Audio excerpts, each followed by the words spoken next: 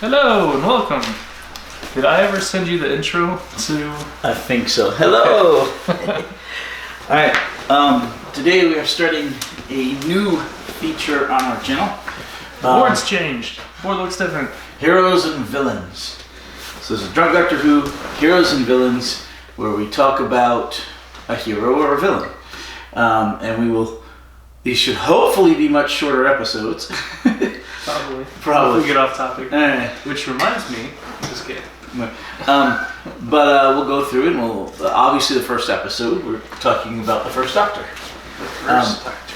Yeah, now I show him movies sometimes, and we decided to do this on the days where we see the movies instead of the Doctor Who, so we can still do a podcast and we can discuss the characters. Tonight is movie night. Yep. We watched The Life of Brian. Monty Python's The Life of Brian. A lot of fun. Alright, what are you drinking? I'm drinking Jack and Coke. And I've got Magma Flame. Magma Flame. And more Magma Flame. You don't mix it with me. Right. Straight Magma Flame. Because life's too short for bad tasting alcohol. Alright. This is the First Doctor. William Hartnell. William Hartnell, who we're talking about tonight. Okay. Alright. Today is December 14th, 2020. And William Hartnell was on 134 episodes. That seems like a lot. It is. I believe it's the second most episodes ever. Second most. Only to Tom Baker. Tom Baker. Tom Baker's pushing. Doctor? Yeah, Fourth Doctor. Yep. He's pushing like 178 episodes. Tom Baker's your favorite. He's my favorite. Do you think that's because you've seen him the most? Does repetition breed favoritism? I can. No, he's my favorite, partly because he was literally my first Doctor One time when I was a kid.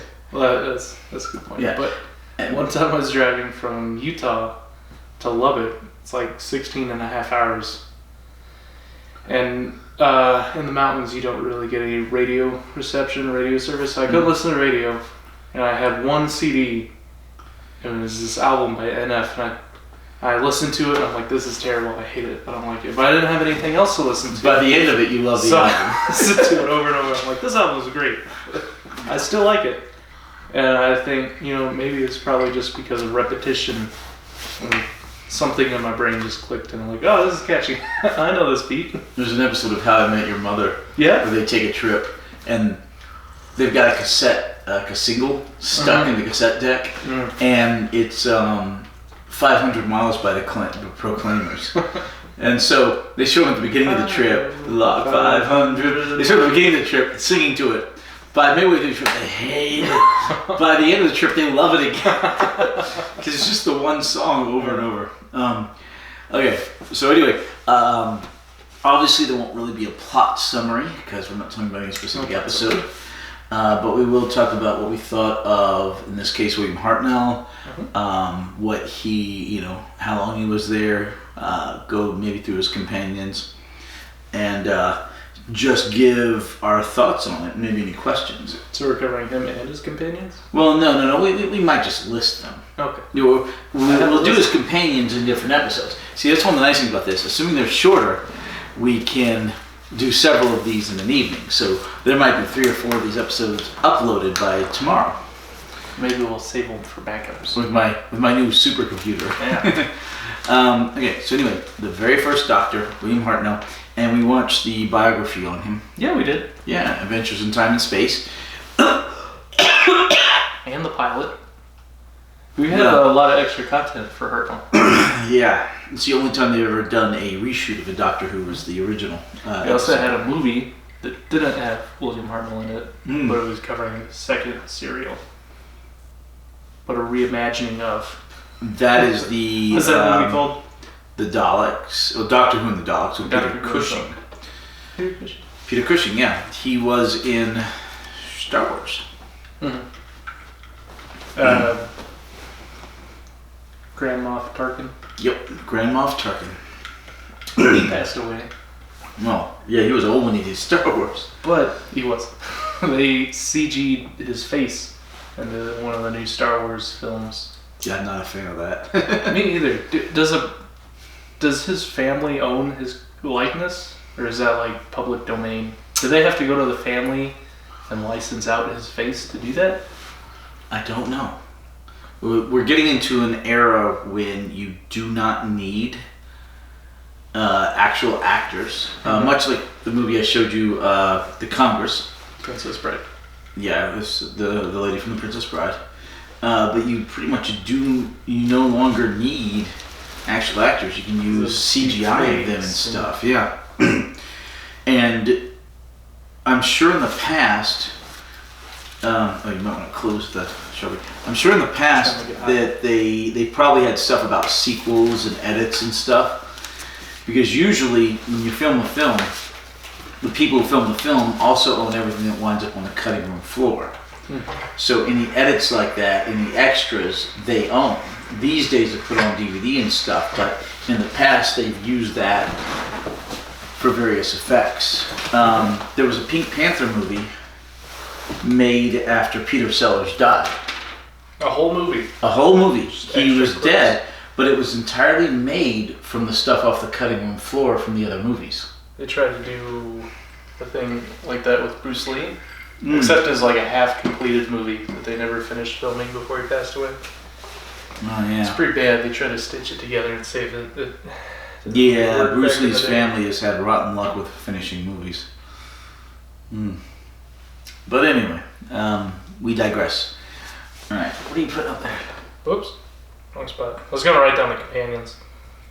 Oh, well, I mean, there's gonna be too many to list. Okay, we just looked up. Well, not there. I mean, we can list. You've got Barbara and Ian and Susan and Stephen and Dodo and I can't write that fast. Victoria. Oh no, Victoria's later. Oh, Dodo. Oh, Ben and Polly. I think that's all of them. Yeah. Susan's with him at the beginning, his granddaughter. How does Ian spell his name? Is that what they I-A-N. Okay. Ian and Barbara come along. Then they leave, but he ends up with Stephen.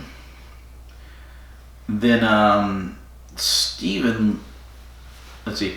Oh, and then they get Victoria. Well, that's during Ian and Barbara. They get Victoria. Vicky. They get Vicky. What was the name of the then Ian and Barbara leave, and they get Stephen. And then Vicky goes away. They get Dodo.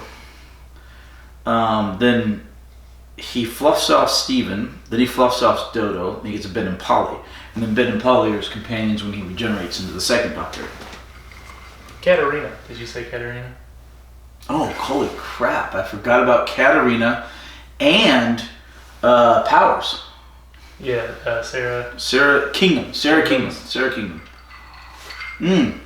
out of those companions, who was your favorite? You got the Katarina. Ooh. I've got to go with Stephen. You're right, there's too many of us. Yeah. I'm leaving that blank. Yeah. I'm going with Stephen. Stephen was your favorite? I really like Stephen. I really like Stephen too. I like Sarah Kingdoms. Yeah, she was really good. I think maybe Ian's she wasn't my there favorite, long though. enough. Ian and Barbara are great, but Right. it's so difficult to separate them. Yeah, they're kind of... They come in together, they go out together, and you find out later on they get married. Alright, you convinced me. It's Stephen. Yeah, I like Stephen. Arbanian's a close second. Sarah Kingdom would probably be my favorite if she had a longer run, but she didn't have a whole lot of content. She was good though. I wasn't a big fan of Katarina. Well, no one was. That's why she dies off like 3 episodes in. Or Dodo. Yeah. Dodo stuck around too long. Yeah, spoilers if you haven't watched the first Doctor, what the heck. Like Susan, like Vicky. Yeah. But yeah, Stephen. Vicky was would pretty probably good. be my favorite. And Susan was pretty good. Mm-hmm. Susan ended up leaving early because they never really developed her character as the way she wanted. She was the one that didn't want to be typecast, right? Right, and she makes that cameo in the Adventures in Space and Time. Yes. Right. So anyway, the first Doctor is very much curmudgeon, very grouchy, very grumpy. But I mean, he was told to play it that way. Right? Yeah. Hussein. Yeah. Hmm? The first director, Hussein. Yeah. I forget his first name, but and Verity Lambert, but she left it up to the director. Okay. We're led to believe in the documentary, docudrama, that Hartnell wanted to take the role on a few different decisions. It's kind of implied that it's because he wanted to take it for his granddaughter, so his granddaughter could watch him on screen. He also wanted to play a children's character rather than being typecast as this general soldier sergeant kind of gruff guy. Carry on, Sergeant. I told you about those movies, right? Yeah. So and they pitched it to him like he was going to play a character with a twinkle, a children's character, and then they tell him to play a gruff. And then they have to come back and reshoot it. She's like, there's not enough twinkle. Yeah. And he's like, where's that twinkle you were telling me about? But that's from the docudrama. But we kind of saw that when we watched the pilot and the first episode. Yeah. When we watched the first episode, then we went back and watched the pilot later on. And that was my main complaint with Hartnell, was he is too short-tempered, Generally speaking, the doctors are not. Yeah, yeah. So I had I guess, is a disconnect. He wasn't as relatable as, say, maybe Troughton, who's my favorite doctor. Okay, I'm one off. What? He had 100. Yeah, he returns. We haven't gotten there. Oh, for the 3 doctors. The 3 doctors. The 10th anniversary. So I think he only shows up for an episode. But yeah, he should have 135. In his main run, well, he's the head doctor. He has 134 episodes. And then he shows up for one more episode. Now, the first doctor shows up later on, but played by different people than William Hartnell. Mm-hmm. They've got one guy to play him in the 5 Doctors, and then they've got the guy from Harry Potter and Game of Thrones, right? No. The 5 Doctors is the 20th anniversary, and they've got a different guy.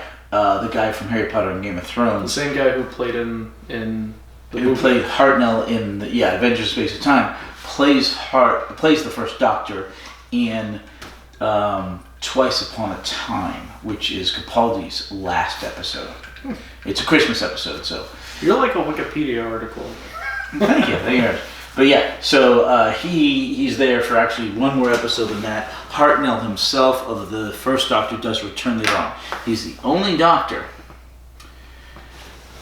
to be majorly played by other actors. There are... majorly, you mean like theatrically? Or well, no, I mean have more than just a cameo.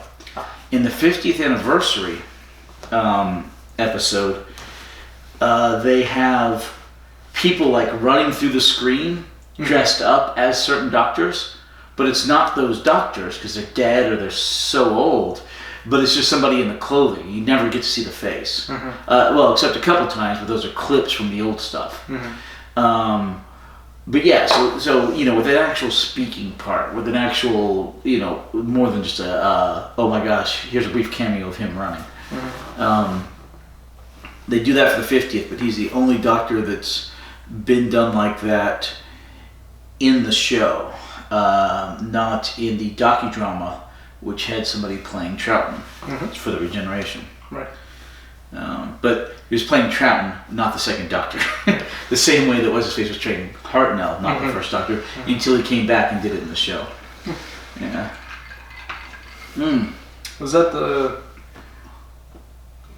guy we saw in that last serial who was playing the curse of what's it called? Oh, no, that's Troughton's son. Yeah, is he the one that plays Troughton later on? No. Not at all. Troughton's son would have been way too old by that point. Oh. It's that little short British comedian dude. I don't know why they chose him. He's barely in it, but the King and Curse of Paladons. Right. Paladon, yeah. Okay. So we've seen almost all of the first Doctor. I've seen it. Right. Of Hartnell playing the first Doctor. You will see him come back pretty soon in Pertwee's stuff, and then he'll be played by other actors much further down the line. Cool. Okay. You get to see him in Pertwee? Yeah. I'm excited. just for the one episode. He was already really ailing by then, and so he would only do it if they could come film at his house, which is what they did. So they went and they filmed at his house, and he must have been about 65 by then. Wait, 67 or 68 by then, and he didn't last much longer after that. Yeah, that's sad. It is, but. The movie had me just almost in tears. Yeah. It was really heartwarming. But we're down the first 3 doctors. We still have 4 through 13. And we're down the war doctor. Hurt has passed away. But not including the war doctor because he got kind of shoved in the middle later. All the doctors have passed away in order. The first one to pass away was Hartnell, the second one to pass away was Troughton, the third one to pass away was Pertwee. We still have the 4th Doctor, Tom Baker, although he is looking old and rough. He's in his late 80s. I don't know how much longer we'll have him. And then... Also, they did start hiring the doctors a lot younger than they used to, like especially during the revival and stuff. Yeah. But the War Doctor, they hired him old and like great. Well, I mean, John Hurt is such an amazing actor. Yeah. But generally speaking, they've gone younger, like with James Bond. We mentioned this before because you want them to be able to do all the stuff. The one exception in the modern day is Capaldi. Capaldi's a good bit older. In fact, he's the same age as the first Doctor was when he got hired. Point out Capaldi. Capaldi's not on there. That goes to the 11th Doctor, not the 12th. I'm trying to think of what he looks like. In fact, it's early on in the 11th Doctor because they don't have the War Doctor up there. Right. Yeah. So, do you think a Doctor's regeneration weathered appearance is based off of maybe his experiences, or like, say the War Doctor's really old and rugged, and you think they made that casting decision because they wanted an old and rugged person to play someone who had been scarred by war. So much so to where he didn't even want to take on the mantle of the Doctor. Well, yeah, but that was John Hurt was just an absolute British institution. It's like, let's get this guy on the show while we can, you know? So canon-wise, do you think maybe the Doctor picks his regenerations based on how he's feeling at the time? Okay. Generally speaking... Maybe he's a lot more optimistic here than he is... No. Generally speaking, the Doctor doesn't get to pick what he looks like. Okay? If you regenerate involuntarily, i.e. don't choose to regenerate... You die. If you die, you get whatever you get. Okay. If you choose to regenerate, as we've seen when Romana went from Romana 1 to Romana 2, she could go through several different bodies and choose which one she wanted. Like a 80s... wardrobe. Yeah, one of those wardrobe scenes, yeah. So, and she got to do that several times. Now, the Doctor's never really done that. He has montage. That's the word. Montage. He was given the choice once. Remember when the second Doctor regenerated into the third? He's like, no, he's too fat. No, he's too old. No, he's too skinny. You're taking too long. Yeah. And apparently there is some small amount of influence that a Time Lord can subconsciously put into the regeneration to affect the outcome. Because Capaldi, People call that like your mind's eye. Like when you dream, you have your mental image of you. Right. So Capaldi regenerated to look like somebody that the 10th Doctor had saved early on in the show, who was played by Capaldi.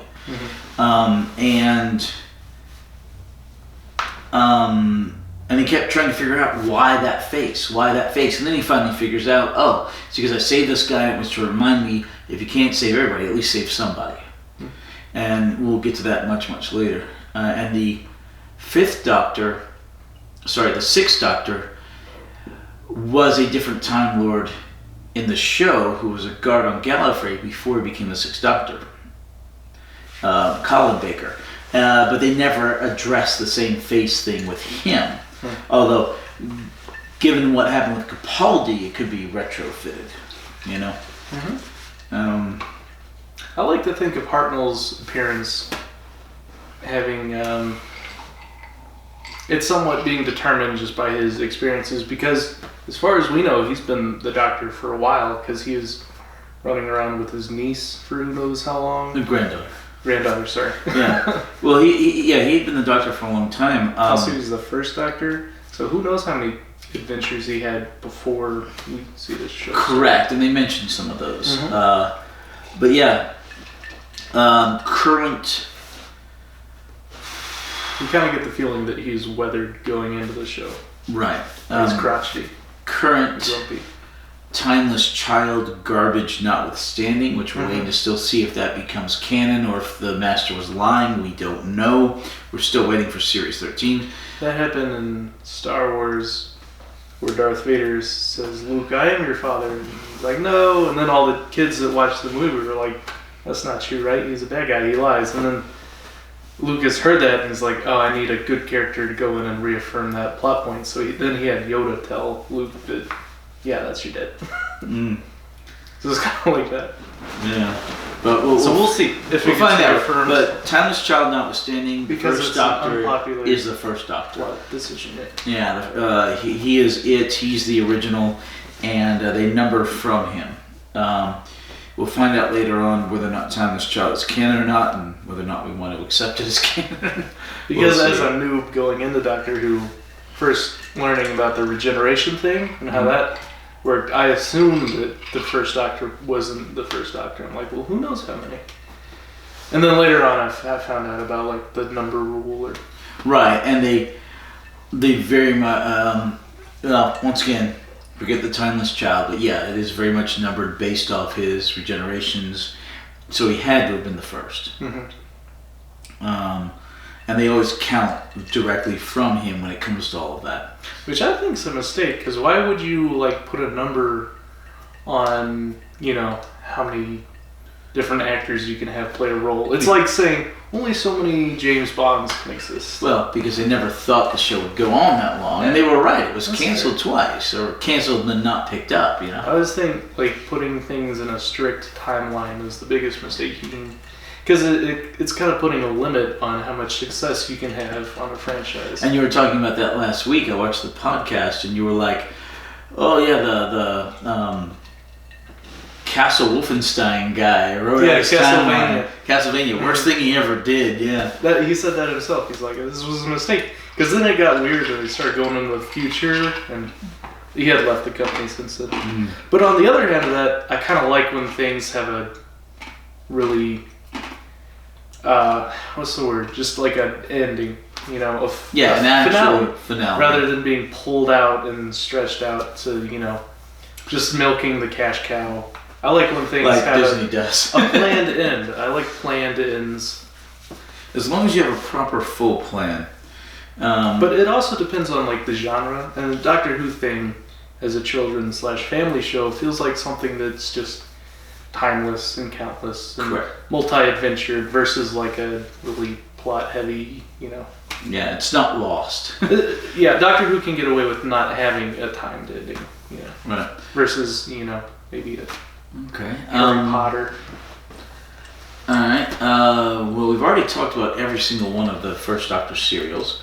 We've even gone through and talked about which ones were our favorites. We did. Daleks. The Daleks. Yeah, we picked one from each of the 3.2 seasons or whatever of his, and we chose them, and the Daleks was our favorite, the very second serial. Did you have any questions about Hartnell, or did you want to make any comments? He doesn't have a sonic screwdriver. That is correct. No sonic screwdriver. That shows up with the second Doctor. Right. What would you consider Hartnell's quirks to be? Because every Doctor kind of has their own style, their own quirks. Quirks. Like, they have Bessie, the car, and Troughton had his recorder and his humor. The Doctor, Hartnell had his walking stick. Again, setting him up as like the more aged feeling Doctor. Well, and his very Victorian clothing and his cape. Yeah. He also had the ring that doesn't show up again. That's a good point. You remember he got into the TARDIS with the ring. That was used in the plot, right? When he gave Ian his ring? Or Steven? He gave someone his ring. Right. But he used it to open the doors of the TARDIS when he didn't have a key. Yeah. It was sort of an opening device, yeah. Let's see. Basically, crotchety. He established the fact that Doctor lies very well, because the Doctor does constantly throughout the show. He established the Venusian Kung Fu, which has been a... That was He didn't? No, that was the third Doctor. Well, I'm just thinking of when he, like... I thought he called it Venusian Kung Fu in the Romans episode, where he throws the guy out the window and he's, like, flipping him around the room. Did he not? He might have just called it Kung Fu. I remember because the maid came in and they, like, exchanged this phrase. And I don't think I could tell you to save my life. He said something about being prepared, or I'm not hopeless, after he threw the guy out the window. Defenestrated him. Yes. You know that word, right? Defenestrated. Defenestrate. It's like an utter defeat or something. No, it's to throw someone out of a window. Oh, I don't know. That's literally what that means. Defenestrate. Yeah. Yeah, they made a word for being thrown out a window. Yes. That happens a lot. They made a word for being... A whole lot of people got defenestrated in like old-timey saloons during the Wild West. Thrown out the saloon windows. At least on camera for the movies. Yeah. No, in fact, there's an episode of The Simpsons where you've got the... What's the word for being slid down a bar top and then having a bottle broken on your head? I don't think there's a word for that. Because that happens a lot in the movies. There's an episode of The Simpsons that's basically The Prince and the Pauper, where Bart Simpson trades places with this real rich kid.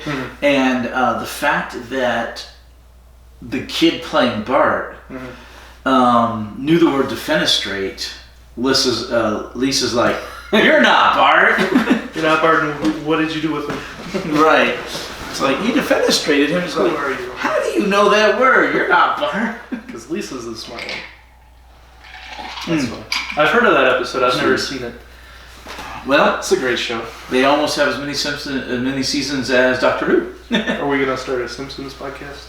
That would be interesting, actually. I've seen a lot more Simpsons than I have Doctor Who. Well, that's the problem. You've never seen any Doctor Who, which is why it was great for the beginning. But with The Simpsons, you've seen a good bit of it. But we could. Maybe when we get that technology where we put the little camera thing for it down there and we watch it and it's going on here and we're talking about it. Oh, like happening. A live reaction? Yeah, a live reaction. Well, the problem is I've seen I've seen every single episode of The Simpsons. And I own every single episode of The Simpsons. More than once? Do you watch The Simpsons as much as you do Doctor Who? Because I feel like you watch a lot of the Doctor Who. I watch a lot of Doctor Who because I have so many different Doctor Who watching groups.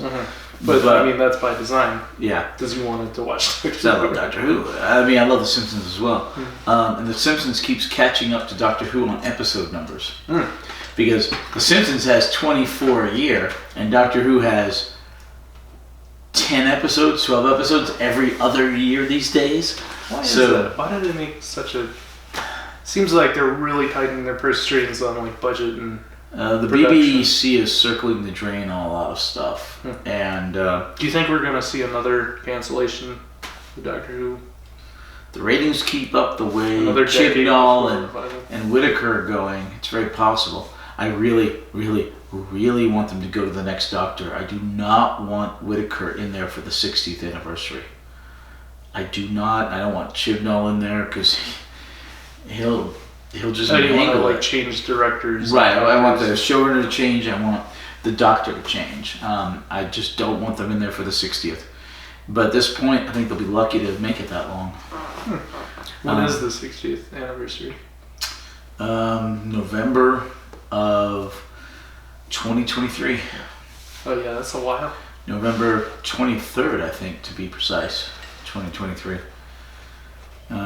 Yeah, it's a bit, but when the series 13 is only going to air like late next year. And then that's 2021. And then you do you do like maybe skip 2022, and then 2023 you have a series of specials like they did for Tenants last bit. And you could drag Whittaker and Chibnall out all the way to the anniversary, but I really, really don't want that to happen. And there are some people who do. I think they're the minority, but realistically, I only know myself and what you read online. But what you read online is fraught with problems. You can get a select number of the only true sampling of the right. The only thing you can absolutely go by are the viewership numbers, and the viewership numbers are way down. It's worse than it was when it was canceled in the 80s. Oh wow! Despite more people. Why did they cancel it in the 80s? It didn't seem like it was like the worst show on air even at that time. There was one guy who was the VP or something at the BBC, and he really, really, really did not like the show. I wonder why.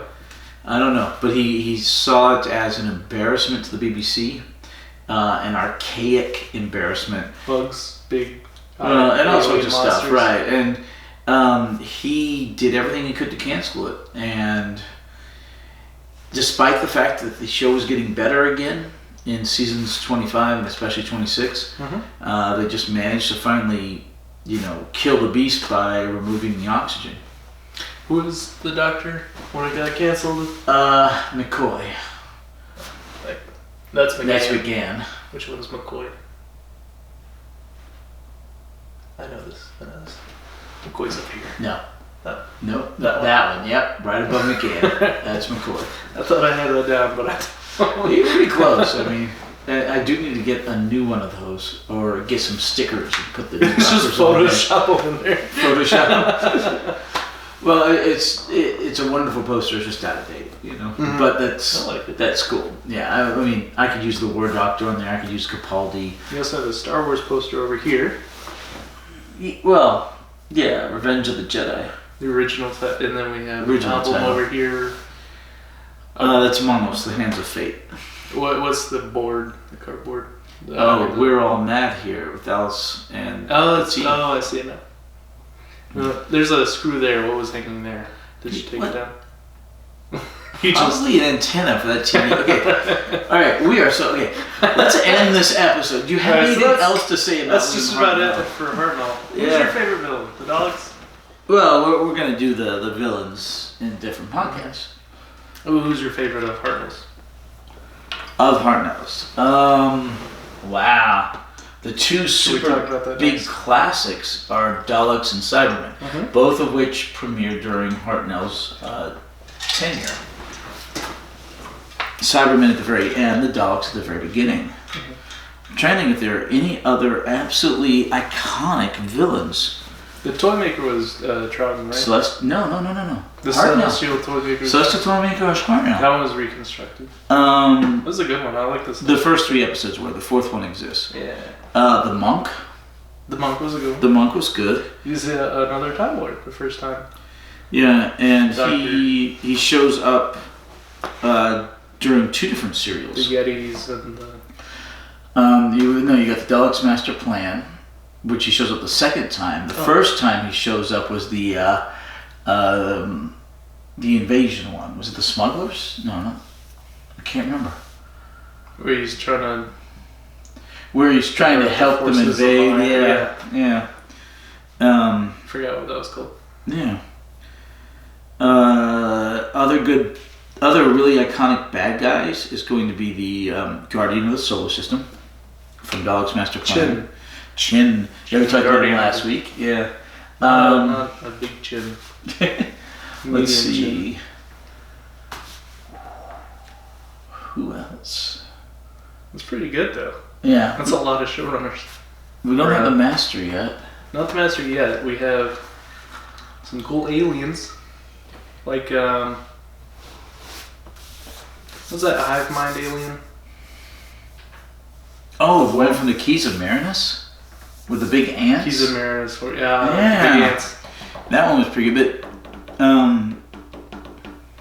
most of those never reappear. We never see the Celestial Toymaker again. Which makes me sad, because I feel like Hartnell had a lot of really strong villains. Well, yeah. But if, of all of those, I think the best one to reappear, besides ones that constantly reappear, like Daleks and Cybermen, the Celestial Toymaker would be fantastic. Yeah, I've always wanted to see him again. Yeah. Because we don't know if he really died or not, right? It's kind of Didn't they say something about his planet being destroyed, and then he would have to make it all over? He would again? reconstitute everything. Yeah, Yeah. he apparently is an So immortal entity that it's can canon. reconstitute everything. He's still out there somewhere. Yeah, and that kind of character is replaced later by the White Guardian and the Black Guardian, specifically the Black Guardian. They sound like they'd replace Chin. Well, it's just called the Guardians, but we'll get to So those. they're like a yin-yang kind of thing. They are. Fourth Doctor. Cool. But we'll get to them. Well, that's it for Hartnell, I think. Do you Yeah. have anything you want to add? No, that's pretty much it. Like I said, these were probably going to be shorter, but we can do multiples in the evening, so... Are we doing another one? Yeah, you want to, right? Let's do it. We can do Susan. Who's next time? Susan? Susan. We'll see you next time with Susan. Bye-bye.